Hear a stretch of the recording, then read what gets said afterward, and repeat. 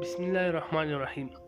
اسے میٹھے عرفی ناموں سے پکارے۔ نبی صلی اللہ علیہ وسلم عائشہ رضی اللہ عنہ کو عاش کر کے پکارتے تھے۔ بیوی آپ کا ساتھی ہے، اس کے ساتھ کوئی بھی حلال کھیل کھیلو۔ نبی صلی اللہ علیہ وسلم عائشہ رضی اللہ عنہ کے ساتھ دوڑ لگاتے تھے، اور جب شوہر اپنی بیوی کے ساتھ کھیلتا ہے تو اللہ اس سے محبت کرتا ہے۔ اس کے ساتھ حسن سلوک کرو اور اس کو ہر وہ چیز پیش کرو جس سے اس کا دل آپ کی طرف نرم ہو جائے۔ عرفات میں آخری خطبہ میں نبی صلی اللہ علیہ وسلم کی طرف سے یہ انتباہ ہے، اس کے لیے تحائف خریدے، بعض اوقات چاپی ہی کیوں نہ ہو۔ انہیں ایک بچے کی طرح سلوک کرنا پسند ہے۔ گھریلو سرگرمیوں میں اس کی مدد کریں۔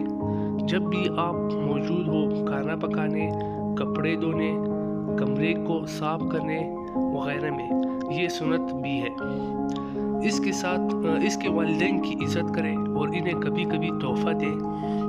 ان اچھی باتوں اور کام کی تعریف کریں جو آپ کے لیے کرتی رہی ہے، اور اس کے لیے ہمیشہ اس کا شکریہ ادا کرتے رہے۔ اللہ فرماتا ہے، جو لوگوں کا شکریہ ادا نہیں کرتا وہ میرا شکر ادا نہیں کرتا ہے۔ اسے بتائے کہ وہ آپ کے لیے کتنا معنی رکھتی ہے، آپ اس سے کتنا پیار کرتے ہیں، اور آپ اسے پا کر کتنے خوش قسمت ہیں۔ جب کبھی آپ ساتھ ہو تو اس کے ساتھ گفتگو کریں۔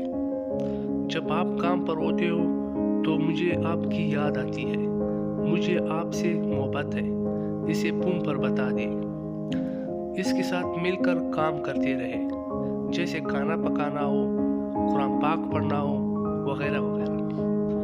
دوسروں کی موجودگی میں اس کی غلطی کا انکشاف نہ کرے، کیونکہ یہ اس کو بری لگتی ہے۔ اسے دین کے بارے میں سکھائے۔ اسے مارنے، پیٹنے، تکلیف دینے سے پرہیز کرے۔ بیوی آپ کا ساتھی ہے، اسے حجاب پہننے، اپنے وقت کے اندر 5 وقت نماز پڑھنے اور رمضان کے روزے رکھنے اور زکوٰۃ دینے اگر فرض ہو کی تلقین کرے۔ یہ سب لازمی ہے۔ اسے ہمیشہ اپنی دعاؤں میں یاد رکھیں۔ وہ راستہ بنے جس پر آپ کی بیوی جنت جا سکے۔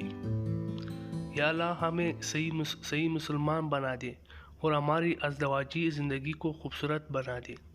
آمین۔ جزاک اللہ۔